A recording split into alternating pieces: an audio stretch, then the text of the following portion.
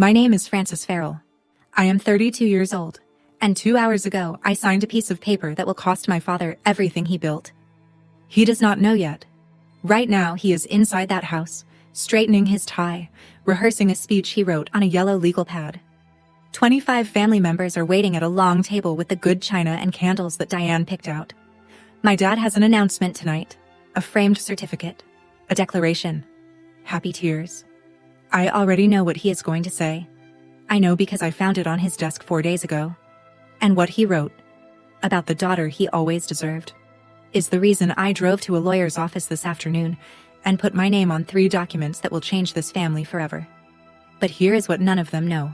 The speech is not the worst part. What comes after the speech, what arrives in a white envelope 9 days from now, is something my father cannot undo, and he will have 90 days to figure out how. When I was 8 years old, my father drove me to a construction site on Route 9 in his pickup truck. It was a Saturday morning, early enough that the dew was still on the grass. He lifted me onto a stack of plywood and pointed at a steel beam running across the ceiling of a half-finished house. You see that beam, Franny? That is what holds everything up. Without it, the whole thing falls. That is what you are going to be someday. I believed him. I believed everything he said back then. My father is Rick Farrell, owner of Farrell & Sons Construction. He started as a laborer at 19, took over the company from his father Harold at 31, and built it into the biggest residential contractor in Ridgewood County. My mother died when I was 7. Ovarian cancer. She was 34. After she was gone, it was just me and my father and my grandfather Harold, who smelled like cedar shavings and kept butterscotch in his desk drawer. Harold was the one who held things together. He ran the books, negotiated the contracts, trained the crews. My father swung the hammer. Harold built the structure. Every Sunday after church, Harold would take me to his study.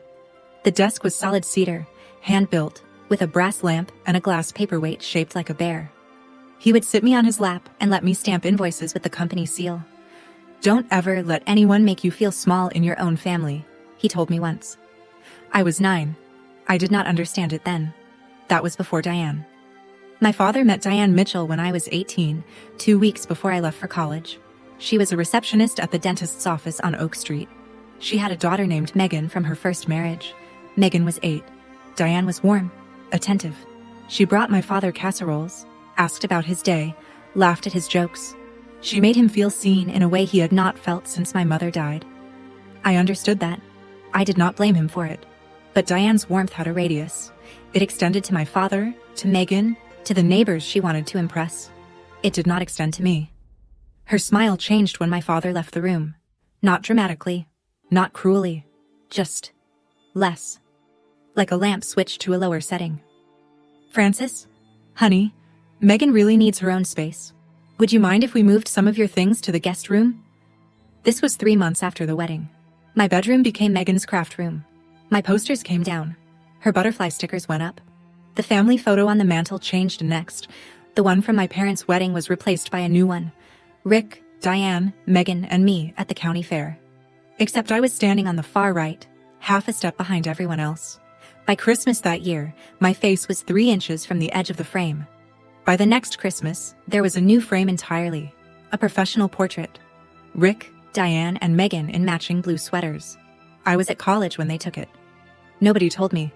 I found out when I came home for break and saw it hanging above the fireplace. I wanted to be a structural engineer. I had wanted it since that morning on Route 9 when my father pointed at the steel beam and told me I would be the thing that holds everything up. When I asked my father to help pay for college, he sat at the kitchen table and rubbed the back of his neck. Engineering? Franny, that is a tough field. Expensive too. Diane thinks maybe you should consider teaching. Steady hours. Good benefits. I looked at him. Diane thinks. We both think. I applied for every scholarship I could find. I worked nights at a copy center. I graduated with a degree in structural engineering from state, $37,000 in student loans, and $0 from my father. He came to my graduation. He sat in the 5th row with Diane and Megan. Megan played a game on Diane's phone the entire ceremony. After it was over, my father hugged me and said, "Proud of you, Franny. Knew you would figure it out." He left before the reception. Diane had dinner reservations. The phone calls got shorter after that. I would call on Sunday afternoons, and he would talk for 6 or 7 minutes before Diane reminded him about something, a show they were watching, an errand they needed to run. Every semester the phone calls got shorter. Every holiday, the excuses got longer. "Oh, Franny, we thought you were staying at school this Thanksgiving. Megan has a recital on Christmas Eve, so we are doing dinner early this year. Did I not tell you?" He always forgot to tell me, or someone made sure he forgot. My grandfather Harold died on a Tuesday in March. He was 79. Heart attack at the cedar desk in his study. They found him with his reading glasses still on and a half-finished cup of coffee next to the brass lamp. The funeral was held at First Baptist on Elm Street. 200 people came. Harold was the kind of man who remembered your kid's name and asked about your dog. The whole town showed up. Diane complained about the seating arrangement. "I just think immediate family should be in the front pew, Rick. Not cousins, not old friends. Immediate family." She meant herself and Megan. She did not mean me. Aunt Patrice, my father's older sister, moved me to the front pew herself without saying a word. After the service, Harold's attorney pulled me aside. His name was Martin Cope, a quiet man in a brown suit who had represented Harold for 30 years. "Your grandfather left something for you, Francis. 40% of Farrell and Sons Construction, held in a trust." I stared at him. "The trust vests when you turn 30. Until then, the shares are locked. Your father knows the trust exists, but not the specifics." Martin handed me a sealed envelope. Inside was a single sheet of paper in Harold's handwriting. "Your father is a good man with a weak spine. This 40% is your seat at the table. Don't give it up for anyone." I was 24. I had 6 years before any of it mattered. I folded the letter, put it in my coat pocket, and walked past Harold's study on the way out. The cedar desk was still there. The brass lamp was still on.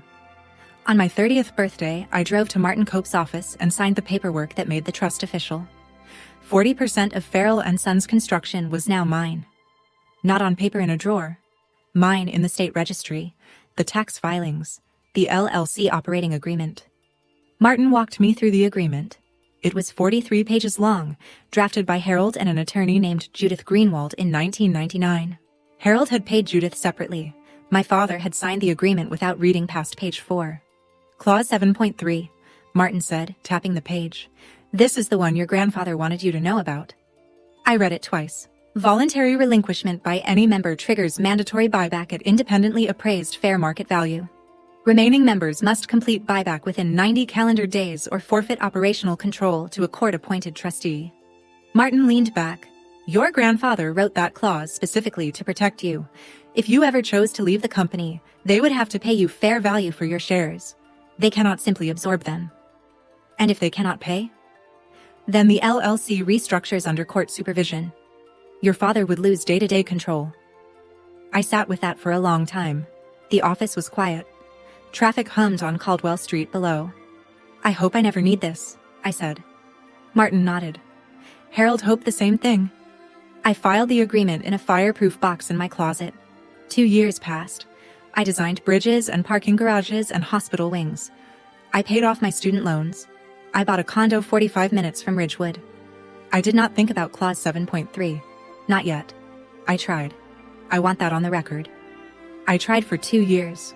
When I turned 30, I emailed my father. "Dad, I would like to discuss my role in the company. Can we set up a time to talk?" He replied 4 days later. "Sure, Franny, let's talk soon." Soon never came. I called Diane and proposed a family dinner. "Rick has been so stressed lately," she said. "Maybe next month?" Next month turned into the month after that, which turned into silence. I invited my father to lunch 3 times. He canceled the first. He forgot the second. The third time, he showed up 20 minutes late, ate half a sandwich, and left when Diane texted that Megan needed a ride. 14 minutes. That was our longest conversation in 2 years. I sent a formal letter. Not legal, just clear. I outlined my position in the company. I asked for quarterly meetings. I asked to be included in financial reviews. I sent it by email and by certified mail. My father forwarded the email to Diane. I know this because Diane called me the next day. "Francis, why are you creating drama? Can't you see your father is happy? He doesn't need this stress. If you want to be part of the family, just show up and be pleasant." "I am trying to show up, Diane. Nobody answers the door." She hung up. 14 emails, 3 voicemails, 2 certified letters, 0 responses, 0 meetings, 0 acknowledgement that I owned 40% of a company that paid my father's mortgage, funded Megan's car, and kept the lights on at 27 job sites across Ridgewood County. The text came on a Wednesday. From my father, which was unusual. He normally communicated through Diane. Father's Day dinner, Sunday the 15th, 6 p.m. Be there. The whole family. Dad. I read it 3 times. My father had not personally invited me to anything in over a year. I called Aunt Patrice. He is planning something, Patrice said. Diane has been organizing for weeks. New tablecloth, candles, the good silverware. She even hired a photographer. A photographer? For a Father's Day dinner? Honey, I do not know what they are planning, but it is not just dinner. I hung up, sat on my couch, looked at the fireproof box in my closet. I had a feeling. Not proof, not certainty. Just a slow, heavy feeling in my chest, like the moment before a beam test when you know the load is too much, but you have not heard the crack yet. I called Martin Cope. Martin, if I ever decide to exercise Clause 7.3, the voluntary relinquishment, how fast can you prepare the paperwork? There was a pause. I can have everything drafted, reviewed, and ready for signature by Thursday. Thursday of this week? Thursday of this week. I looked at the calendar on my kitchen wall. Today was Wednesday. The dinner was Sunday. Thursday was tomorrow. Draft it, I said. I am not saying I will sign. I just want it ready. Understood. I will have it on my desk by noon. I hung up, took a shower, made dinner, sat at my small table and ate pasta alone, the way I had eaten dinner alone most nights for the past 14 years. Thursday works, I thought. Thursday works. Thursday came. Martin's paperwork sat in a manila folder on his desk. I did not sign it. Not yet. Friday, I drove to my father's house. Aunt Patrice had asked for help setting up decorations, and Diane insisted that the whole family pitch in. I took that to mean she needed someone to carry folding chairs from the garage. The house smelled like lemon cleaner and Diane's perfume.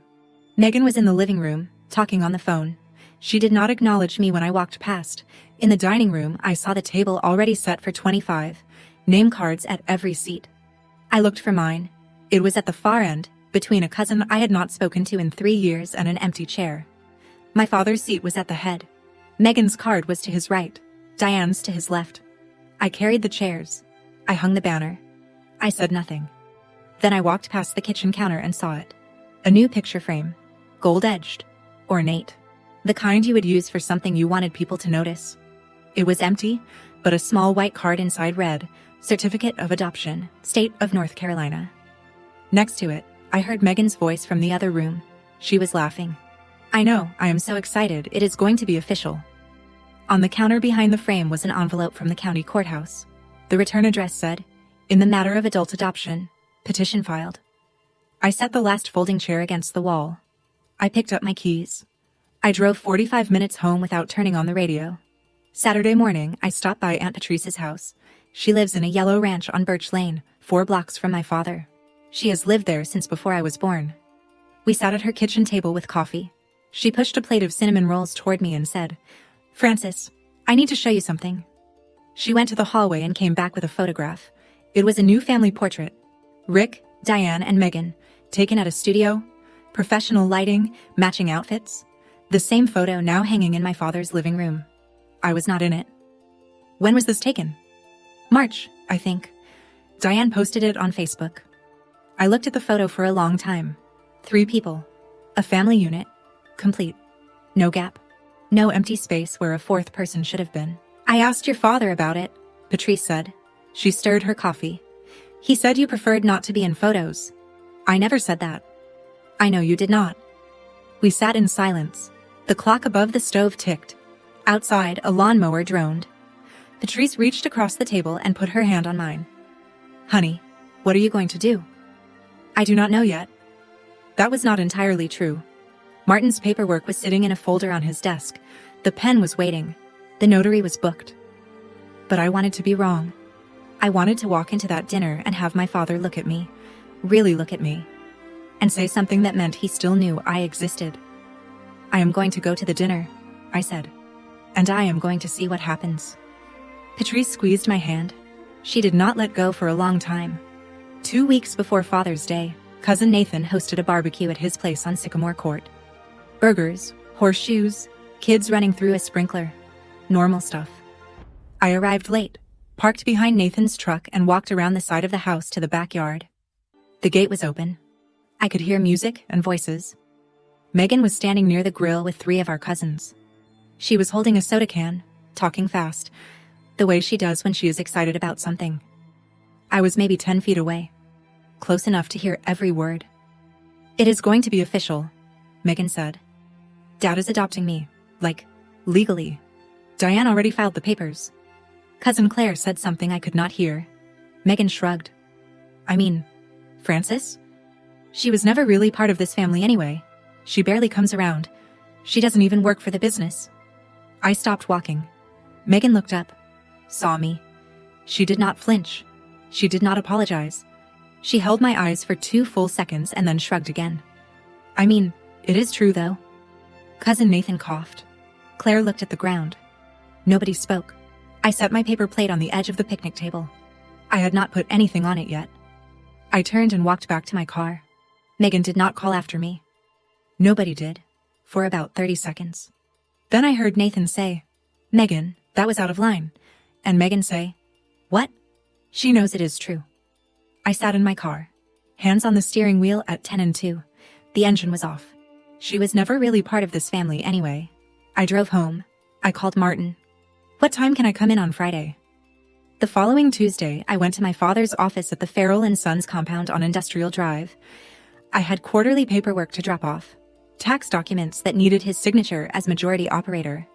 I had been doing this twice a year since Harold died. It was the only reason I ever went to the office. The front desk was empty. Joanne, the receptionist, was on lunch. I walked down the hall to my father's office. The door was open. On his desk, next to a coffee mug and a stack of invoices, sat the framed certificate. Gold frame. Elegant calligraphy on cream paper. Certificate of Adoption, State of North Carolina. Megan's full name, my father's full name. A line for the judge, a line for my father's signature. Megan had already signed. Next to the certificate was a yellow legal pad. My father's handwriting, a draft of a speech. I should not have read it, but I did. Family means everything to me. And today, on this Father's Day, I want to tell all of you that I am finally making it official. I am adopting Megan Elizabeth Mitchell as my daughter. She has brought light into my life, purpose into my home, and joy into every single day. I finally have the daughter I always deserved. I read it twice. I counted the words. 47 words in the speech. Megan's name appeared twice. Mine appeared 0 times. I set the quarterly paperwork on the counter by the door. I did not leave a note. I walked out of the building, past the break room, past the trucks in the gravel lot with Farrell & Sons stenciled on the doors. I sat in my car for 11 minutes before I could start the engine. Wednesday evening. I was sitting on my couch with a bowl of soup I had barely touched. The television was on but muted. Some home renovation show, a couple arguing about tile. I picked up my phone and called Martin. "The paperwork we discussed," I said. "Is it ready?" "Ready to sign whenever you are. I can have the notary in the office any day this week." I looked at the television. The couple had stopped arguing. They were hugging. The tile they picked was beige. "Martin, if I sign on Friday, the dinner is Sunday. Is there a way to hold the filing? In case I change my mind?" "I can hold the executed documents for 48 hours before submitting them to the state. If you want to cancel within that window, you call me and I shred them. No filing, no record, no consequence. And if I do not call? I file Monday morning at 9. The 90-day clock starts. Your father receives formal notice 7 to 10 business days after that." I stared at my soup. It had gone cold. There was a film on the surface. "Friday at 2, I said. "I will be here." I hung up, set the phone on the cushion next to me, pressed my palms against my eyes. I wanted to be wrong. I wanted to walk into that dinner on Sunday and have my father look at me, really look at me, the way he did when I was 8 years old on that construction site, and say one thing that told me I still mattered to him. That was all. One sentence, one look, one moment of recognition. If he gave me that, I would call Martin, and it would all go away. Friday afternoon, 2 days before the dinner. Patrice had asked me to come by the house one more time. There were centerpieces to arrange, chairs to recount, a dessert table to set up in the living room. I did not want to go. But Patrice asked, and Patrice was the one person in that house who still looked at me like I was a whole person. Diane was in the backyard, directing two of Megan's friends who were hanging string lights. My father was at the office. Megan was upstairs getting ready for something. I was alone in the kitchen, arranging napkins into fans the way Diane had demonstrated earlier. Her phone was on the counter, face up, plugged into a charger. It buzzed. The screen lit up. I was not trying to look, but I saw the notification, a group chat. The name at the top was Farrell Family, 3 participants, Rick, Diane, Megan. I was not in the group. The message on screen was from Diane, sent 40 minutes earlier. After Sunday, we reclassify her shares as dormant, talk to the accountant Monday. Below it, my father's reply. She won't even notice. She never comes to meetings. And below that, Megan. Can we change the locks on the office too, LOL? I stood very still. The kitchen faucet dripped. Outside, one of Megan's friends laughed at something. I picked up Diane's phone. I took 3 screenshots. I sent them to my own number. I deleted the sent messages from Diane's text log. I placed the phone exactly where it had been. Screen down. Plugged in. I walked to the hallway. Stopped in front of Harold's study. The cedar desk was still there. Same brass lamp. Same glass paperweight. My father used the room now but had not changed a thing. I put my hand on the desk. The wood was warm from the afternoon sun through the window. 6 years of trust. 14 years of patience. And they were planning to erase me from the ledger the same week they erased me from the family. I took my hand off the desk. I drove to Martin's office. I signed the papers. If you have ever sat at a family table and realized that nobody was going to fight for your seat, that the empty chair was already filled before you even left, then you know exactly what this moment feels like. Drop a comment. Tell me your story. And if this one is hitting close, stay with me, because what happens on Sunday is something none of them are ready for. The notary was a woman named Patricia, short gray hair, reading glasses on a chain. She did not make small talk. I sat in Martin's office at 2:14 on a Friday afternoon and signed my name on 3 documents. The relinquishment of my 40% stake in Farrell & Sons Construction, LLC, the request for independent appraisal, the formal notification to remaining members. Martin watched me sign each one. He did not rush me. He did not ask if I was sure. When I finished, he put the documents in a blue folder and set them in his desk drawer. Once I file these on Monday, the 90-day clock starts, he said. The independent appraiser will assess the company's fair market value. Based on the most recent revenue figures, your 40% is worth approximately $320,000. And if they cannot pay within 90 days, they forfeit operational control. The LLC restructures under court supervision. I nodded. $320,000. That was what 14 years of silence was worth when someone finally bothered to read the operating agreement. You still have the 48-hour window, Martin said. Call me anytime before Sunday at 2:14, and I shred everything. I drove home, walked past my closet where the fireproof box held Harold's original agreement. I opened the folder he had left me. Inside, next to the trust documents, was the yellowed copy of the agreement with Harold's handwriting in the margin. The table always has a seat for you, sweetheart. I closed the folder. Tomorrow was Father's Day, Sunday morning. I woke up at 6:37. The light through my bedroom window was pale blue, the kind of light that makes everything look quieter than it is. I lay there for a while, thought about calling Martin, thought about shredding the whole thing, putting on jeans, driving to my father's house with a bottle of wine and a card that said, "Happy Father's Day, Dad," in my handwriting. I could still do that. The window was open. The pen had not yet become permanent. I got up, showered, stood in front of my closet for 11 minutes. I chose a blue dress, navy, simple, with a belt. Harold's favorite color was navy blue. He wore a navy tie to church every Sunday. I put on the earrings my mother used to wear, small gold hoops with a tiny sapphire. They had been in a velvet box on her dresser when she died. Aunt Patrice saved them for me. I called Patrice. I will be there. You do not have to go, honey. I know. I looked at my phone. Martin's number was in my recent calls. 48-hour window.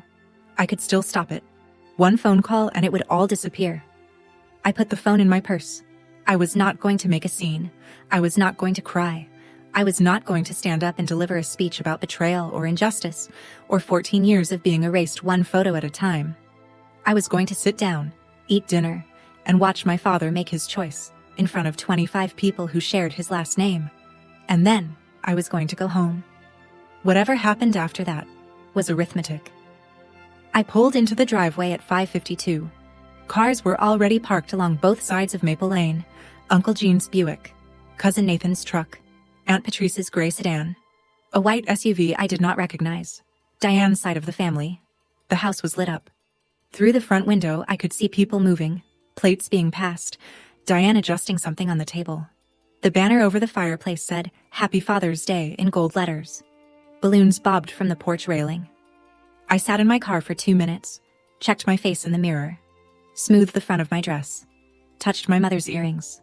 Then I got out and walked to the door. Inside, it was warm and loud. 25 people in a house meant for 12. Cousins I saw once a year. Aunts who pinched my cheeks and said I looked thin. Diane's mother, who always called me Rick's other one. Diane greeted me at the kitchen doorway. "Oh, Frances, you came. How nice." She air-kissed near my cheek. Her perfume was strong. Her smile was precise.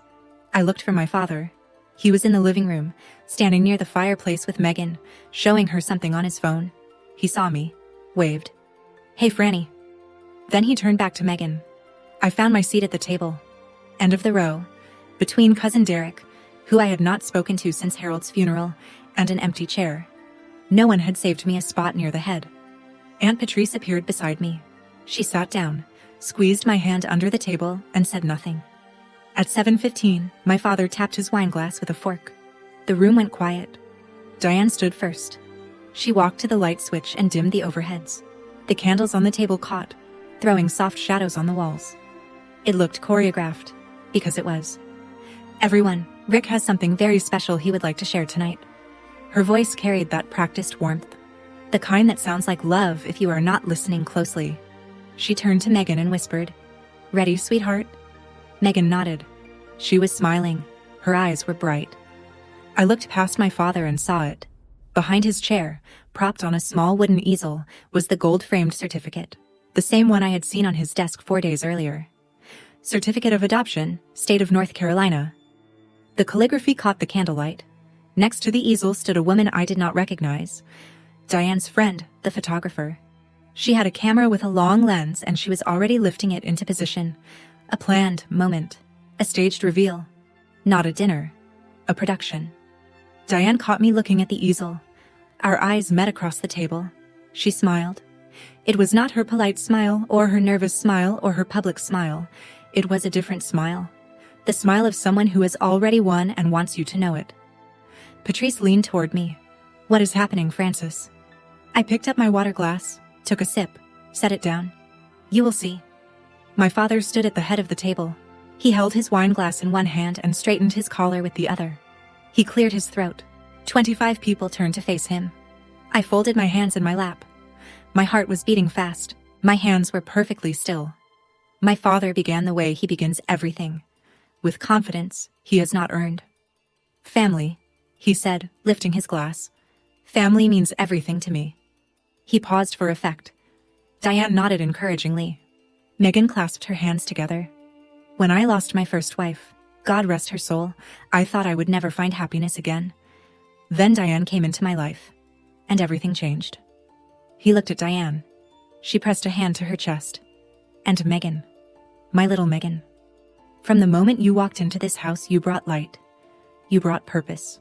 You brought joy into every single day." Megan wiped her eyes. Several aunts reached for napkins. He talked for 4 minutes. I counted.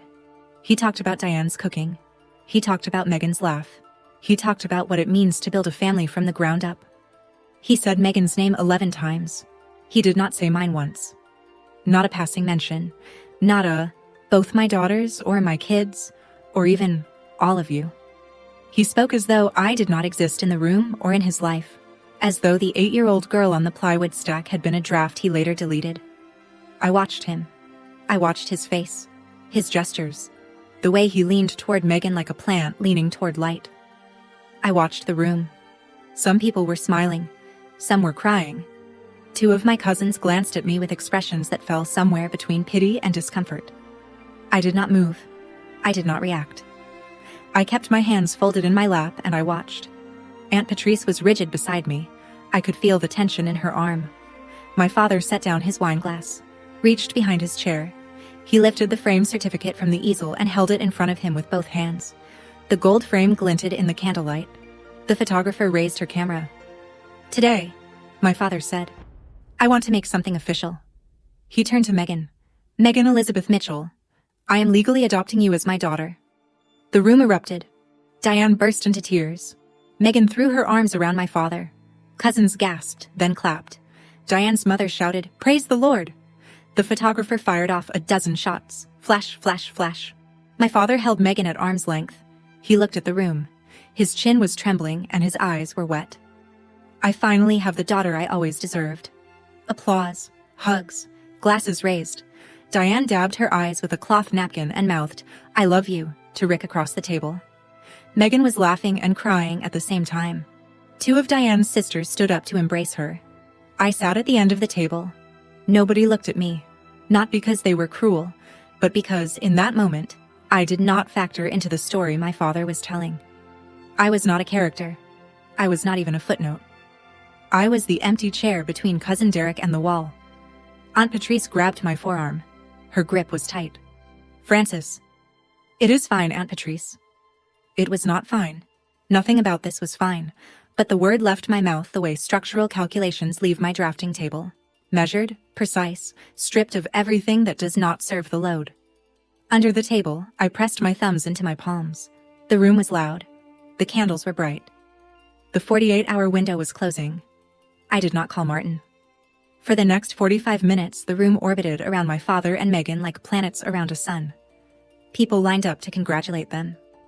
Diane stood beside Rick, accepting praise as though she had brokered a peace treaty. "What a beautiful gesture, Rick.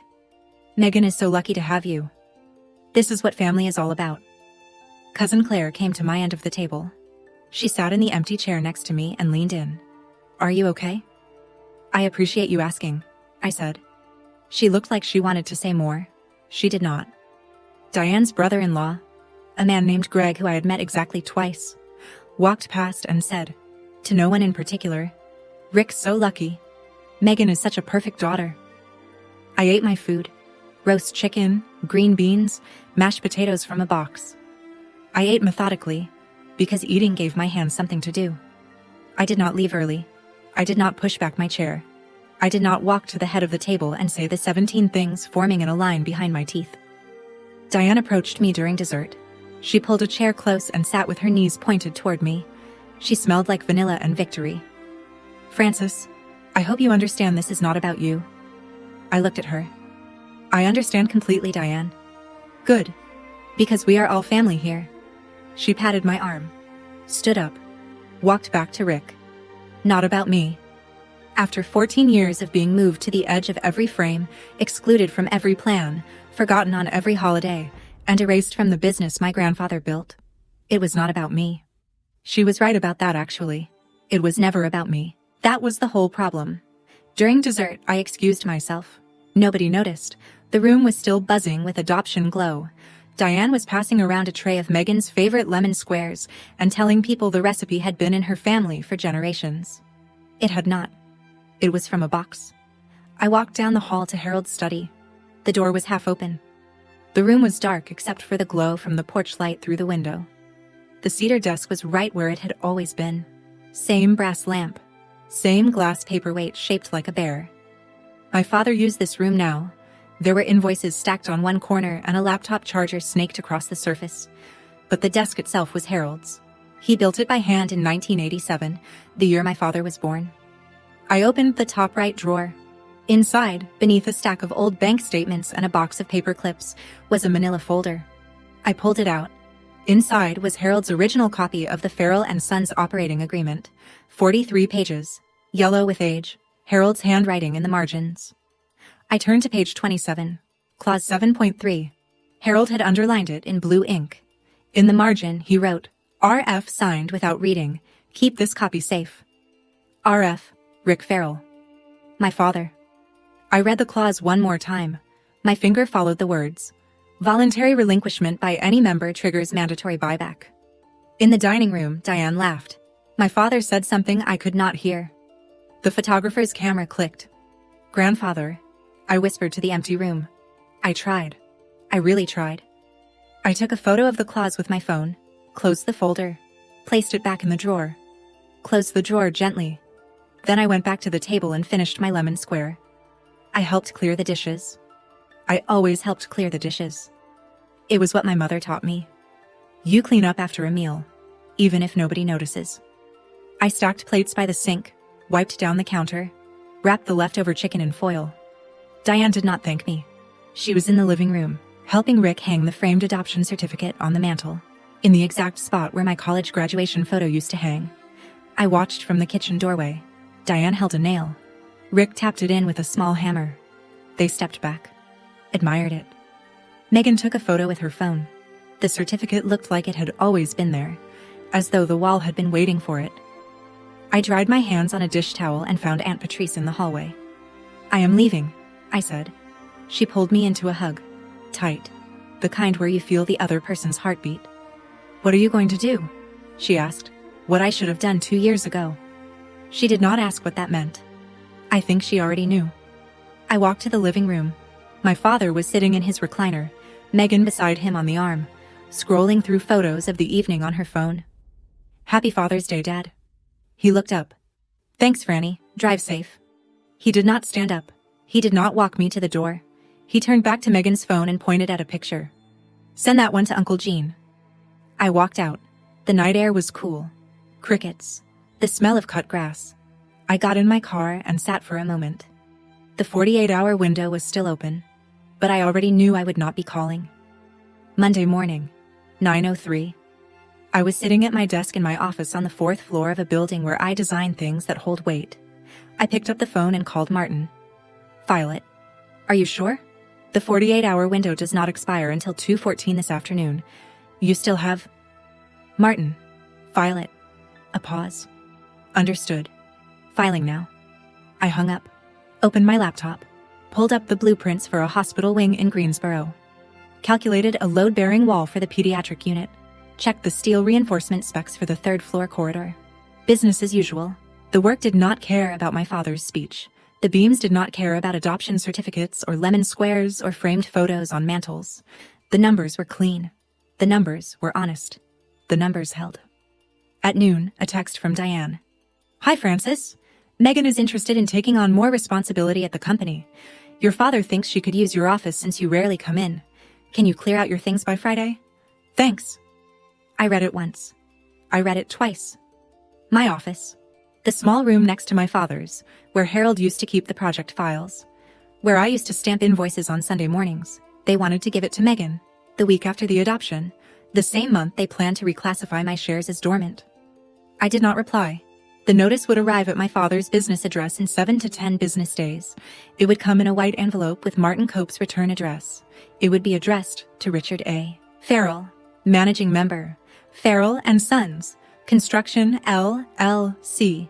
My father opens his own mail, always has. 7 to 10 days. 9 days later.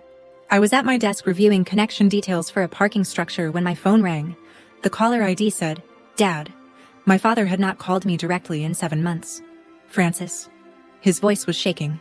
Not with anger. With something rawer than that. Disbelief. What is this?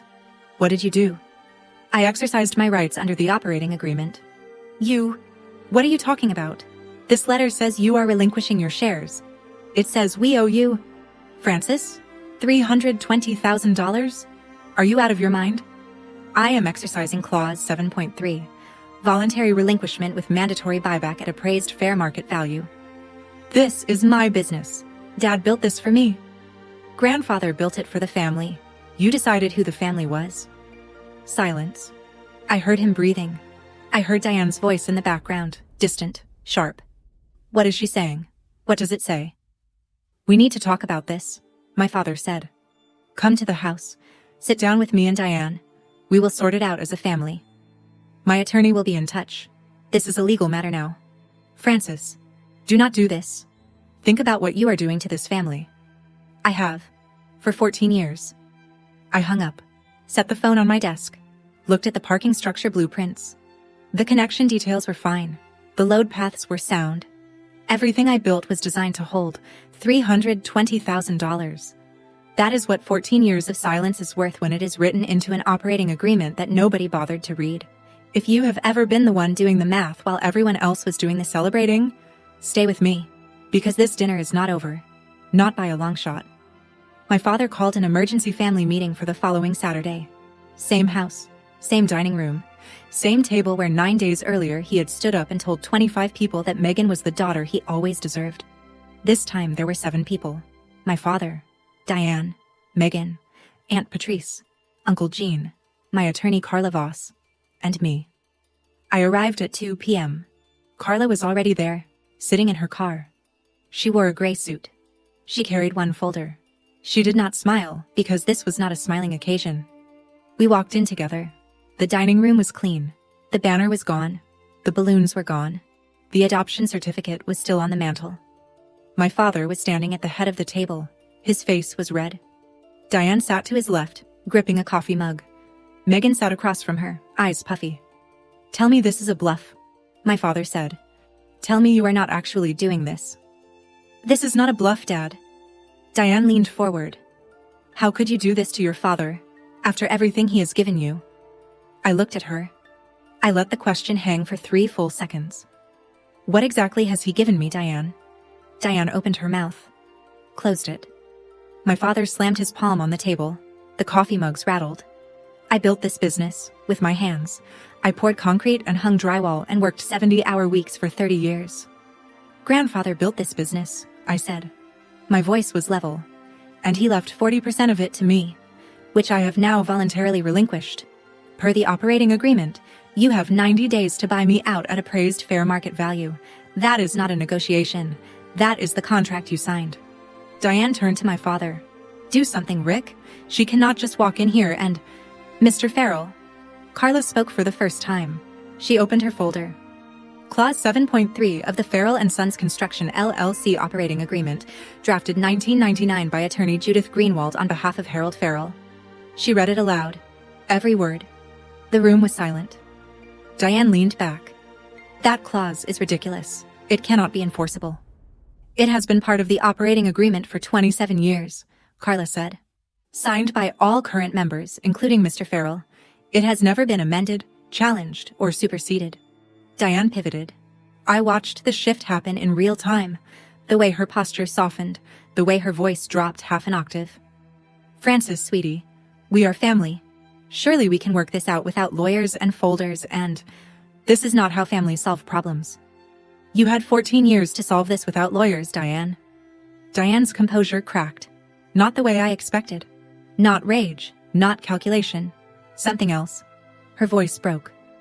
"I just wanted my daughter to have a family. That is all I ever wanted. I just wanted us to be a real family." I looked at her, and I saw it. For 1 second. Not the strategist. Not the woman who cropped me out of photos and redirected phone calls and whispered narratives into my father's ear for 14 years. I saw a woman who had been left once before, by Megan's biological father, and had spent every day since making sure it would never happen again. I felt something flicker. Empathy. Recognition. The understanding that fear makes people build walls that crush the people on the other side. And then I looked at the mantel. At the adoption certificate. In the spot where my graduation photo used to be. The flicker went out. My father looked at me. His hands were flat on the table. His jaw was tight. "This is really what you want, Frances? To destroy what I built? You destroyed what grandfather built when you decided to phase me out." I saw the group chat, Dad. The room went still. Diane turned white. Megan stopped crying. "I saw every message," I said. My voice was calm. Even. Like reading dimensions off a blueprint. "Reclassify her shares as dormant, talk to the accountant Monday, change the locks on the office." My father looked at Diane. Diane would not meet his eyes. "That was just— We were just talking," my father said. "We did not mean— You said Megan's name 11 times in your speech. Mine, 0. You invited 25 people to watch you announce that Megan was your real daughter. You hung the adoption certificate on the mantle in the exact spot where my graduation photo used to be. Francis, you said you finally had the daughter you always deserved. He flinched. I watched the words hit him the way a stress fracture propagates through concrete. Slow, invisible, and then, all at once. I said I finally had. He could not finish the sentence. He covered his mouth with his hand. Megan was crying again. This is not fair. I looked at her. You told our cousins I was never really part of this family, at Nathan's barbecue. You looked me in the eye and said it was true. Megan stared at me. Her mouth opened. Nothing came out. I am choosing to agree with you, Megan. I am choosing to no longer be part of this family, and the operating agreement has a price for that. Aunt Patrice stood up. She had been sitting at the end of the table, silent through the entire exchange. Her hands were in her lap. Her lips were pressed thin. She looked like a woman who had been holding something in her chest for a very long time and had just decided to let it out. Rick. My father looked up. I told you this would happen. Her voice was quiet but absolutely steady. 3 years ago, in this kitchen, I told you that you were losing Francis. You said I was overreacting. My father shook his head. Patrice, this is not... Harold would be ashamed. She did not raise her voice. She did not need to. Not of Francis. Of you. My father put his face in his hands. Patrice turned to Diane. And you. You knew exactly what you were doing. Every removed photo. Every forgotten invitation. Every redirected phone call. Every holiday Francis was not told about until it was too late. Diane straightened. You have no right to speak to me that way in my own house. I have every right. I am Harold Farrell's daughter, and I watched my brother erase his own child for 14 years. I said nothing for too long. I will not say nothing anymore. The room was silent. Megan was staring at the table. Uncle Gene, who had not spoken the entire meeting, leaned forward. Rick, just pay her what she is owed, and apologize. My father lifted his face from his hands. His eyes were red. His voice was raw. $320,000. Where am I supposed to find $320,000 in 90 days? Nobody answered. The adoption certificate watched from the mantel. The candles had been cleared. The photographer was gone. I stood up. I picked up my purse from the back of my chair. I looked at my father. Dad, I gave you 14 years of chances. I gave you emails and phone calls and certified letters. I gave you the dinner. I sat at that table last Sunday and watched you choose, and I did not say a word. He stared at me. His mouth was open. He looked smaller than I had ever seen him. Smaller than the man who pointed at a steel beam and told me I would be the thing that holds everything up. This is not revenge, I said. This is arithmetic. 40% of an $800,000 company is $320,000. That is not a punishment. That is a fact. I turned toward the door. If you walk out that door, Diane said, you will never be welcome in this house again. I stopped. I looked back. Not at Diane. At my father. I wanted to see if he would say anything. Correct her. Object. Even hesitate. He did not. I turned to Diane. I am not asking. I am informing. I walked to the front door. Opened it. The sunlight was bright and sharp after the dim dining room. I stepped onto the porch. Carla followed me. We walked to her car in silence. She unlocked the doors. We got in. Are you okay? She asked. I looked at the house. The porch where I used to sit with Harold on summer evenings. The driveway where I learned to ride a bike. The window of the room that used to be mine. No, I said. But I will be. She started the car. We pulled away from the house on Maple Lane. I did not look back. 3 weeks passed. My father hired an attorney named Gerald Boyd, a man who wore suspenders and charged $400 an hour. Gerald reviewed the operating agreement, called Martin, and requested a meeting. The meeting lasted 40 minutes. Gerald confirmed that Clause 7.3 was ironclad. Harold's attorney, Judith Greenwald, had drafted it to survive exactly this scenario, a family member forced out by the remaining operator. There was no loophole, no technicality, no angle of attack. My father took out a loan against the business, $110,000 at 8.5% interest, secured by the equipment yard and 2 company trucks. The bank required a personal guarantee. Diane co-signed. Diane was furious. Not at the bank. At me. And, for the first time that I know of, at Rick. You should have read the damn agreement, she told him. Cousin Claire overheard it at the grocery store. The walls in Ridgewood are thin. Megan's proposed role at the company was quietly shelved. There was no budget for a new position when the business was making installment payments on a $320,000 buyout.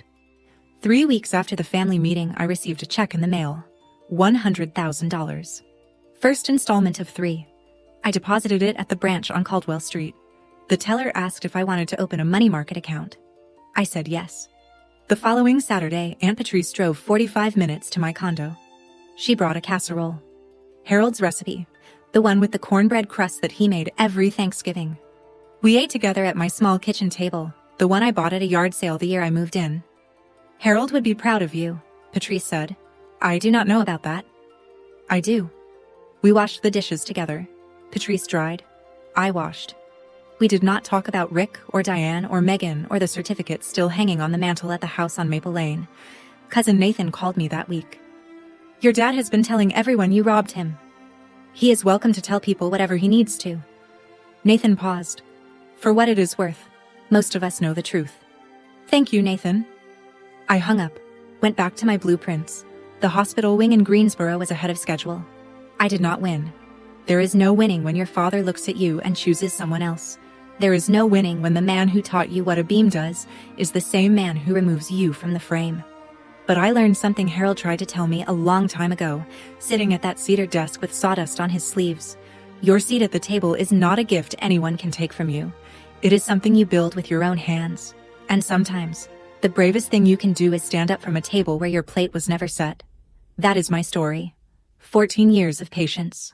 One operating agreement nobody read. And a Father's Day dinner that changed everything. If this story reminded you to know your worth, share it with someone who needs to hear it. Subscribe, drop a comment, and I will see you in the next one.